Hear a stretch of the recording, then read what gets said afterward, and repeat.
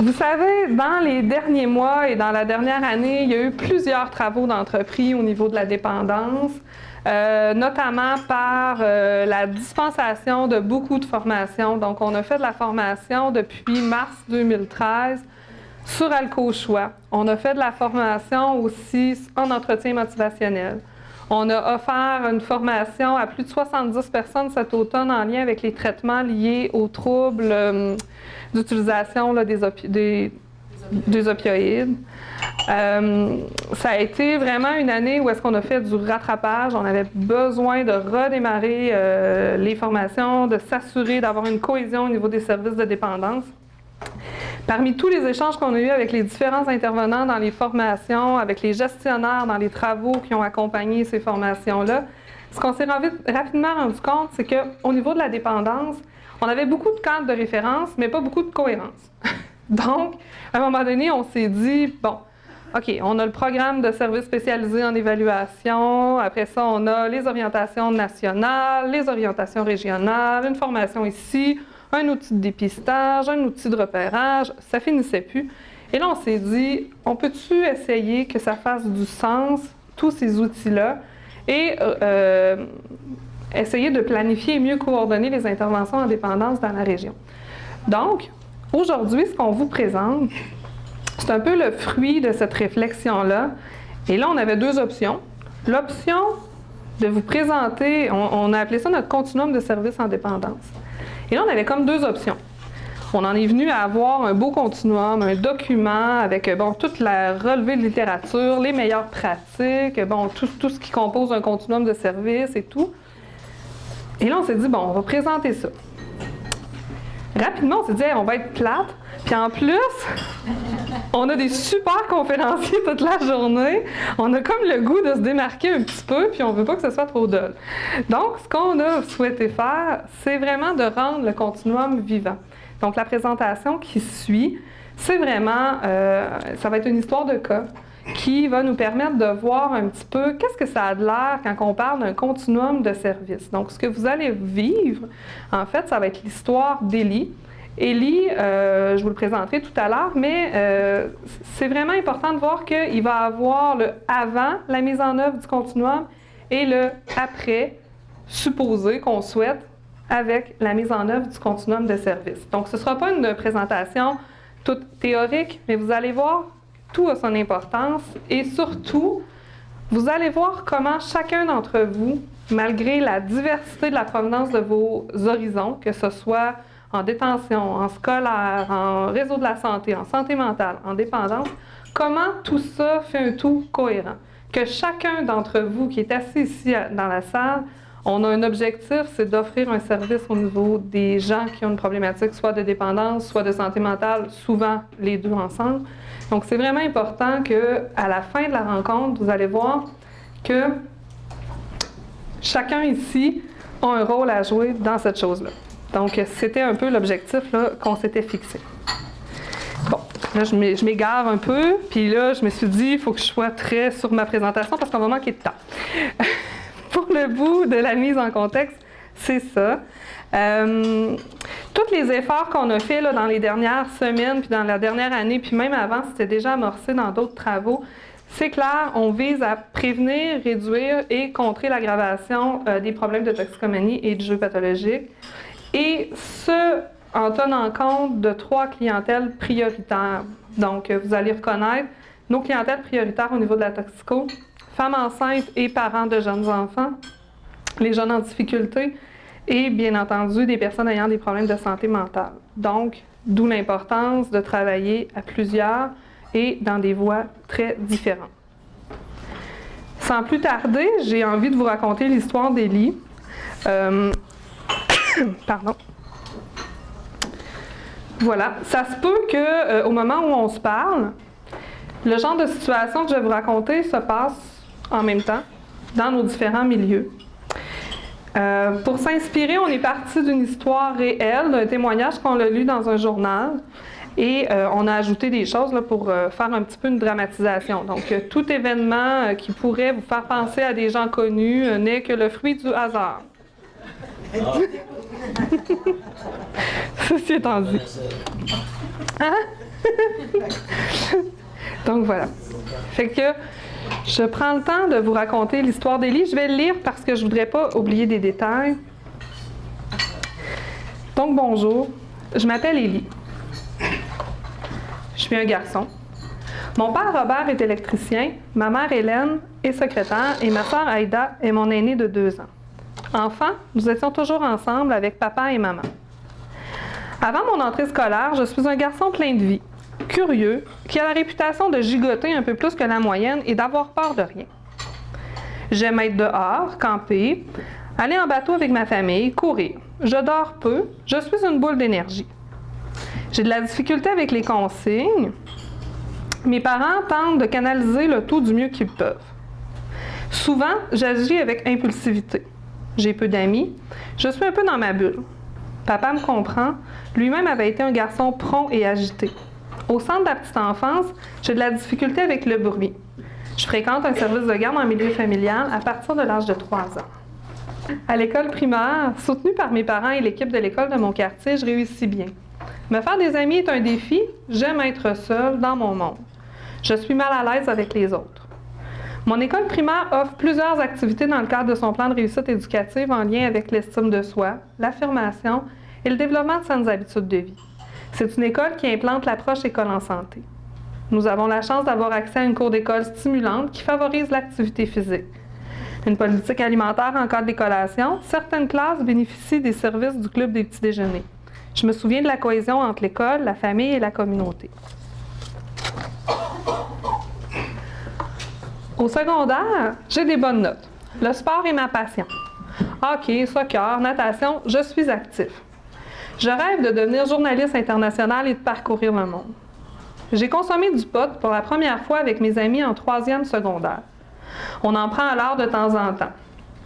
Il m'arrive de fumer seul avant des gros examens afin d'être plus concentré et moins stressé. Certains soirs d'insomnie, j'avale des somnifères volés dans la pharmacie de ma grand-mère. Mes parents s'inquiètent de ma consommation, mais je me fais rassurant. Au bal, je suis accompagnée par ma belle Stéphanie avec qui je suis en couple depuis le début de notre 4e secondaire. Nous sommes responsables. Nous ne voulons ni un ni l'autre devenir des jeunes parents. Je l'aime tellement. Nous avons une belle complicité. L'été, après mon 5e secondaire, je travaille chez McDo. Quelques semaines. Je perds mon emploi après une chicane avec mon patron, de qui je me méfie. Il parle dans mon dos avec les autres collègues et j'ai l'impression qu'il m'espionne constamment.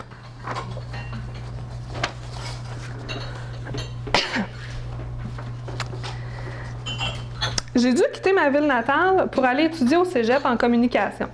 Ce défi m'emballe et me terrifie à la fois. La première session est catastrophique.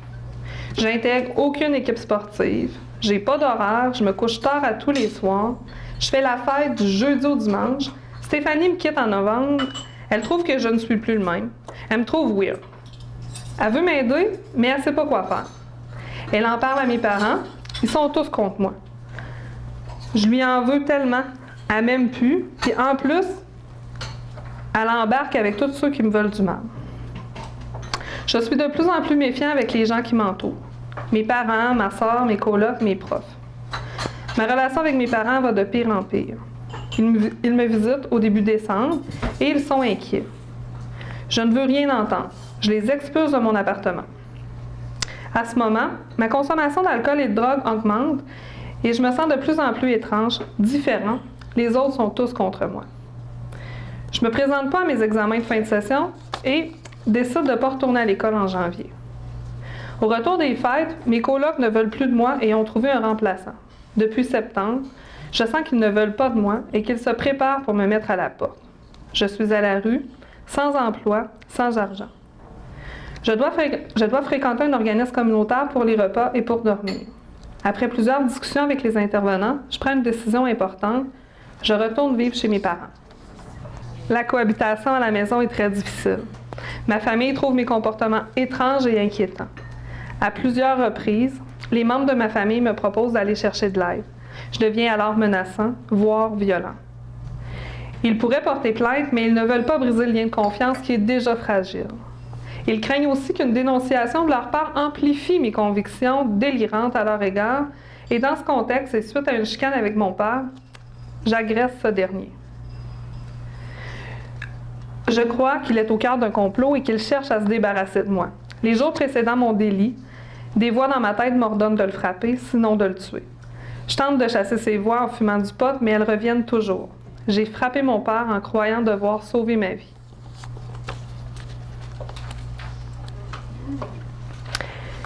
J'ai été jugée non criminellement responsable pour cause de troubles mentaux. Depuis plus de 3 ans, je suis en traitement à Pinel. Les premiers efforts de l'équipe ont été de stabiliser mon état mental, c'est-à-dire de m'aider à me libérer de mes voix et du sentiment de persécution qui m'habite. J'ai cessé ma consommation d'alcool et de drogue car cela aggravait mes symptômes. J'ai rapidement dû faire à la dure réalité d'avoir agressé mon père, d'être schizophrène et d'être privée de liberté. Je vois encore mes parents, mais nos contacts doivent être supervisés. Aïda ne me visite jamais. Fin de la première partie de l'histoire. Maintenant, j'invite Jennifer à prendre la parole. Dans le fond, ce que vous avez à l'écran puis ce que vous avez dans votre pochette, c'est le fruit des travaux. Dans le fond, depuis les dernières années, comme Karine mentionnait en introduction, on travaille en comité, en sous-comité. On a un comité dans le secteur Est, un comité dans le secteur Ouest. Au niveau de la dépendance, il y a des tables en santé mentale, il y a des projets cliniques, il y a plein d'activités qui ont eu lieu dans les dernières années pour justement améliorer les services en dépendance. Et on a décidé de rédiger le continuum de services, dans le fond, pour mettre tout ça sur papier, formaliser l'offre de service. Le modèle, il s'inspire d'un modèle qui existe déjà, donc au Centre de réadaptation en dépendance de la Naudière. Donc, on n'a pas rien inventé. Par contre, on s'en est inspiré grandement parce qu'on aimait beaucoup leur modèle. Donc, la raison d'être du continuum de services en dépendance, dans le fond, c'est de prévenir, d'intervenir et de traiter les problèmes de dépendance de notre population sur la Côte-Nord. Et puis, de surtout rendre les services accessibles à notre population. Parce que, comme Joël et Mme Fleury disaient ce matin, c'est pas nécessairement une clientèle qui va venir cogner à notre porte dès les premiers symptômes. Hein. Souvent, c'est des gens qu'on va devoir aller chercher ou ils vont vivre des épisodes, soit des situations à risque ou des problèmes d'abus ou de dépendance. Puis des fois, ça prend longtemps avant qu'ils viennent chercher de l'aide. Donc, nous, comme intervenants, je suis contente d'abord de vous voir en si grand nombre dans la salle aujourd'hui. On a un rôle à jouer pour offrir un service de qualité à cette population-là, puis à leurs proches aussi. Joël a parlé de la formation CRAF ce matin. Donc, les proches peuvent recevoir du soutien de vous, de nous tous, et la personne vivant avec une dépendance. Donc, dans le fond, la façon que le modèle il est construit, c'est que à gauche, votre gauche, ma droite, complètement, on voit le terme population. Dans le fond, c'est basé sur 2 principes. Ce modèle-là, c'est le principe de l'approche populationnelle, donc vous avez sûrement entendu parler dans les dernières années, donc je ne vais pas vous expliquer tout ça. Sauf que ce que ça veut dire, en de termes très simples, c'est qu'on part des besoins de la population, des besoins nommés ou des besoins non nommés. Hein? Nos tables et nos échanges lors de des projets cliniques et des différentes réunions nous permettent aussi d'identifier les besoins de notre population et de voir est-ce que nos services sont appropriés pour répondre aux besoins de notre population. La façon que le modèle est conçu aussi, le dessin, dans le fond, dans le visuel, il est plus large à gauche complètement, hein, parce qu'on parle de prévention et de promotion des services. Fait que ça, ces services-là s'adressent à la population at large, donc c'est 100% de notre population. Plus qu'on dirige vers la droite, plus que les services se spécialisent, puis il y a de moins en moins de gens, parce qu'on parle de la population at large, la population à risque et la population ayant des besoins spécialisés. Donc, en gros, c'est ça notre continuum. Karine, je ne sais pas si tu avais quelque chose à rajouter. C'est correct? Bon. Fait que pour illustrer l'exemple, poursuivre l'exemple d'Élie, dans le fond, on va reprendre la situation d'Élie, mais en mettant en pratique le continuum de services en dépendance. Donc, puis on comprend tous que, dans le fond, Ellie a peut-être des difficultés au niveau de la santé mentale, puis peut-être des difficultés au niveau de la consommation. C'est sûr que de mettre en pratique le modèle conceptuel, on n'éliminera pas nécessairement les symptômes de schizophrénie de Ellie. Par contre, le cours de son histoire aurait pu être différent, puis il aurait peut-être pu avoir du soutien bien avant ou à des niveaux différents. C'est à vous de voir peut-être au travers de l'histoire où c'est que vous ou vos services pourraient intervenir là, si vous rencontrez une personne qui vit une situation similaire à celle d'Ellie. Voilà, on est rendu, il joue au hockey. Bon, à l'école, là je vais lire, je vais tasser ça pour être sûr de rien oublier. À l'école secondaire, je suis sportif. Je réussis bien à l'école, même si je consomme avant plusieurs examens importants. Un jour, un professeur inquiet m'interpelle à ce sujet et me réfère à l'intervenant de l'école. Après un questionnaire de détection, le DEPADO, j'apprends que je cote feu jaune. Je suis à risque de développer une consommation plus problématique. Je suis alors référée de façon personnalisée par l'intervenant scolaire à un travailleur social du C3S. Je suis content, je n'ai pas à raconter à nouveau mon histoire, car notre rencontre commence avec mes résultats du DEPADO. Ensemble, nous identifions les situations où je fume du pot et je développe des alternatives à ce comportement. Mes habitudes de consommation changent. Mes parents me soutiennent et acceptent de participer à des rencontres familiales afin de mieux m'épauler. Ma mère obtient aussi du réconfort auprès d'un groupe d'entraide. Mon arrivée au cégep n'est pas facile. J'ai perdu tous mes repères. Quand je commence à m'absenter de mes cours, suite à ma rupture avec Stéphanie, un de mes enseignants me propose d'aller chercher. Ma réaction est vive, je refuse. Je trouve que tout le monde en fait trop. En même temps, je vois aussi que j'ai des idées bizarres qui me traversent l'esprit de plus en plus souvent. En dedans, moi, je sais que c'est étrange et j'ai peur de ce que je pourrais découvrir. Je fume du pot et je bois de l'alcool pour atténuer mes souffrances. À la mi-session, comme j'ai manqué beaucoup de cours, il semble que je ne pourrais pas faire les examens finaux. C'est alors que le conseiller d'orientation me rencontre. On regarde ensemble les options qui s'offrent à moi. Je choisis de prendre un temps d'arrêt. Durant cette période, je fais la connaissance d'un travailleur de rue. Il me questionne sur mes habitudes de consommation. À l'aide des outils débat alcool, drogue, jeu, on fait le tour de ma situation. Il me réfère et m'accompagne pour que je rencontre un intervenant du Centre de réadaptation en dépendance. Cet intervenant fait une évaluation spécialisée à l'aide du gain. Il me propose de voir mon médecin. Il fallait que je mette le gain à quelque part. Excusez, c'est les gens de mon équipe. Il me propose de voir mon médecin de famille pour une référence en psychiatrie. Alors, avec l'intervenant en dépendance, je prends conscience de ce qui me pousse à consommer. Il m'outille pour identifier les situations où je suis le plus à risque. Je mets en pratique de nouvelles alternatives à ma consommation, notamment en commençant à faire de la course à pied. Un plan d'intervention permet de voir l'évolution de mon suivi. Sur le plan médical, après les évaluations et les tests, je reçois un diagnostic qui m'accable. Je suis schizophrène. Malgré tous les sentiments confus qui m'habitent, je comprends enfin ce qui m'arrive. Après quelques hospitalisations, mon état se stabilise. Mon chemin n'est pas simple, mais je suis stable depuis 1 an. Depuis quelques semaines, je vis dans un foyer de groupe. C'est très différent de l'hôpital. Les éducateurs abordent ma consommation avec moi et je participe à un groupe de réflexion. Je peux être en sécurité et garder ma place même si je me suis intoxiquée lors de ma dernière sortie libre. J'ai un suivi rigoureux et des outils pour m'aider. Je ne dépends plus de mes parents, je reçois les soins dont j'ai besoin. Avec le temps, j'apprends à mieux me connaître. J'ai une bonne relation avec mes parents et ma sœur qui sont plus rassurés de me savoir encadrée par une équipe d'intervenants. Mes proches reçoivent des services de différents organismes et nous avons parfois des rencontres familiales.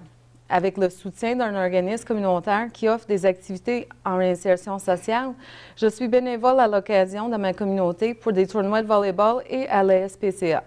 Je sens que j'ai une place malgré mon histoire. Fait que voilà, c'était l'histoire d'Ellie. Donc, comme vous avez pu constater, puis je ne sais pas si vous avez fait l'exercice dans votre tête à savoir quand est-ce que vous auriez pu intervenir si vous étiez sur le parcours d'Ellie.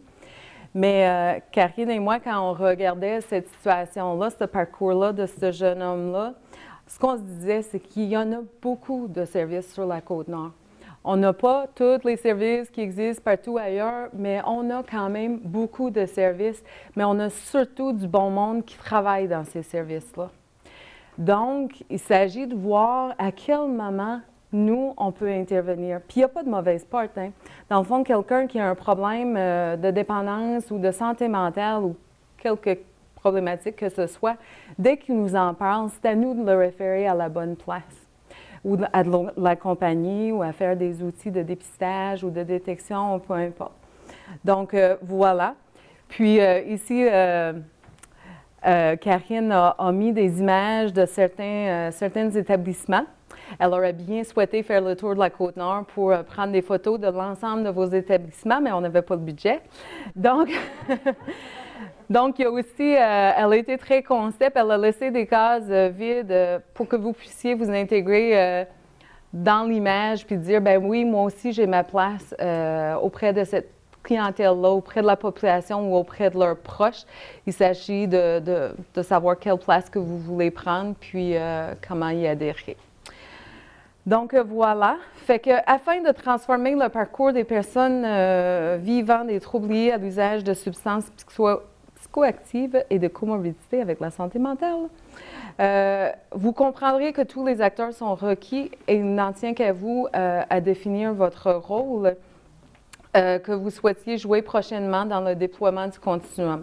C'est tout nouveau, ce continuum de service-là. Je pense qu'il a été déposé en décembre, puis il a été en processus de consultation avant, puis il continue à être en consultation. Donc, si vous... le document est sur le site du 6 où il va être suite à la rencontre d'aujourd'hui. Fait que vous pouvez prendre le temps. Nous, on voulait juste vraiment vous donner un cas fictif par rapport à une situation, mais si vous voulez lire le document au complet puis le commenter ou nous proposer des modifications, vous pouvez encore le faire. Puis dans le fond, là, concrètement, le continuum de service, c'est vraiment de rendre les services accessibles au bon moment par le bon intervenant. Donc, que ça soit facile pour l'usager et ses proches. Voilà, c'est tout.